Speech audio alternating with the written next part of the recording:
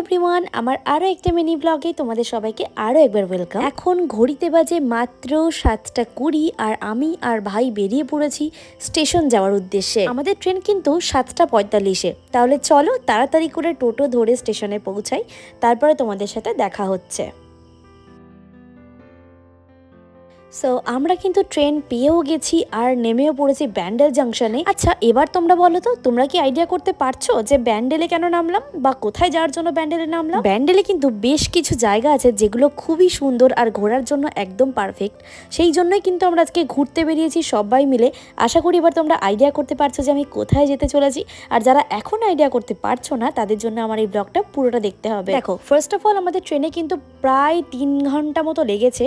আর তারপরে যেহেতু পেয়েছিল প্রচন্ড খিদে আর বাজছিল তখন প্রায় দুপুর 2:15-20 মতো, তাই চলে এসেছিলাম একটা সুন্দর রেস্টুরেন্টে খাওয়া দাওয়া করতে, আমি লাঞ্চ করতে।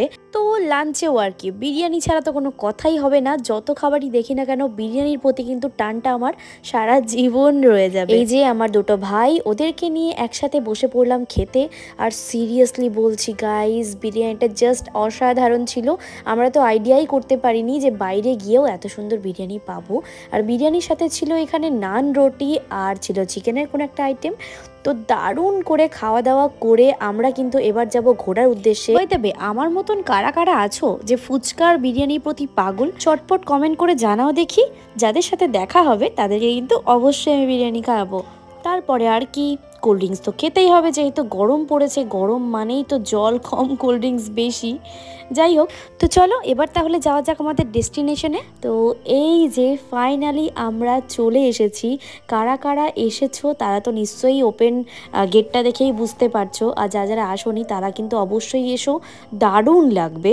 আই হোপ যে যারা সোনারন্দি রাজবাড়িতে গেছো এবং ইমামবাড়াতেও এসেছো তারা অনেকটা রিলেট করতে পারবে, কারণ এই দুটো রাজবাড়িরই ভেতরটা কিন্তু অনেকটা সেম। যারা সোনারন্দি রাজবাড়ি যাওনি, আমার ব্লগে দেওয়া আছে, তারা একবার ভিডিওটা দেখে নাও।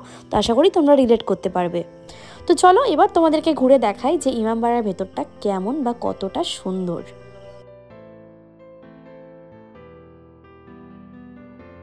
যারা এখানে অ্যাস্থেটিক ভিডিও করতে চাও তাদের জন্য কিন্তু জায়গাটা একদম পারফেক্ট। তারপরে যেমনটা তোমরা দেখতে পাচ্ছ, আমি কিন্তু ড্রেস চেঞ্জ করে নিয়েছি, কারণ এইসব জায়গাতে কিন্তু র্যান্ডাম বা রেগুলার আসা হয় না।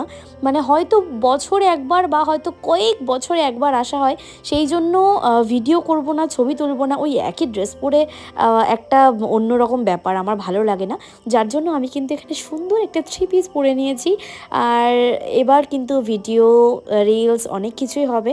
আশা করি তোমরা ভিডিওতে দেখতে পেয়ে যাবে, সব কিছুই পোস্ট করব। আর এই জায়গাটা দেখো কতটা সুন্দর। এখানে একটা পুকুরের মতন ব্যবস্থা, মানে ভীষণ সুন্দর। ভেবেছিলাম বসে থাকবো কিছুক্ষণ, বাট সময়ে কোলায়নি, যেহেতু আমাদের হাতে বেশি সময় ছিল না। আরও একটা জায়গায় যাওয়ার কথা আছে, সেই ভিডিওটা কিন্তু তোমরা অন্য একটা ব্লগে পেয়ে যাবে। তো গাইজ, আমরা কিন্তু এখন হুগলি ইমামবাড়ায় চলে এসেছি। ভীষণ সুন্দর, ভালো লাগছে, ভীষণ ভালো লাগছে। মানে মনে হচ্ছে না যে প্রথমবার এসেছি, মনে হচ্ছে যে আগেও এসেছিলাম। তো জাস্ট দেখো কত সুন্দর, আর এত হাওয়া দিচ্ছে, মনে হচ্ছে না যে এখান থেকে যাই। আর ঘড়িটা জুম কর, দেখা, আর ঘড়িটা দেখো কি দারুণ। তারপরে কিন্তু আমরা চলে গিয়েছিলাম হামামখানায়। আগেকার যে রাজা মহারাজা ছিলেন তারা কোথায় স্নান করতেন, কিভাবে করতেন, কোন জায়গা, সেটাই দেখার জন্য। তো এখানে এসে কিন্তু আমার ভীষণ অবাক লাগলো, কারণ এখানে এক একটা জায়গা এক এক রকম কার্যক্রম করার জন্য। যেমন কোনো জায়গায় হচ্ছে অয়েল মাসাজ, কোনো জায়গায় স্নান, কোনো জায়গায় আরও বিভিন্ন রকম বডি মাসাজ, এইসব। আর এখানে মেইনলি হচ্ছে তোমার কি বেশ ওই স্নানের মানে বাথ টব টাইপের যে ব্যাপারটা, সেটা বোধহয় এখানেই ছিল। তো ভালো লেগেছে, অলমোস্ট খুব সুন্দর। বাইরেটা তো আরও বেশি সুন্দর দেবে। তারপরে চলে গিয়েছিলাম ইমামবাড়ার পেছন দিকটা, যেখানে হুগলি নদী বোধহয় এটা, হ্যাঁ হুগলি ঘাট, যেখানে হুগলি ঘাট রয়েছে। তো সেখানে গিয়ে আমরা কিন্তু এখানে বেশ সুন্দর সুন্দর কিছু ছবি, কিছু ভিডিও তুলেছি। আর নিচে গেলাম, নিচে তো একদম মানে ভীষণ সুন্দর, মনে হচ্ছিল যে এই ঘাটে এসে একটুখানি নৌকা চড়ি। ওই যে দেখছো দূরে, ওটা হচ্ছে হুগলি ব্রিজ। আশা করি তোমরা বুঝতে পারছো। আমার কিন্তু এখানে ভীষণ ভালো লাগছিল, মনে হচ্ছিল এখানেই বেশ দীর্ঘ সময় কাটাই, কিন্তু উপায় ছিল না। তোমরা যারা যারা যাওনি বা যারা যারা যাবে ভাবছো, অবশ্যই চলে যাও, আশা করি খুব ভালো লাগবে। আর এটা ছিল হচ্ছে ওই ক্লক, মানে সূর্য ঘড়ি যেটাকে বলে। সো বন্ধুরা ইমামবাড়ার ব্লগ কিন্তু এইটুকুই রাখছি।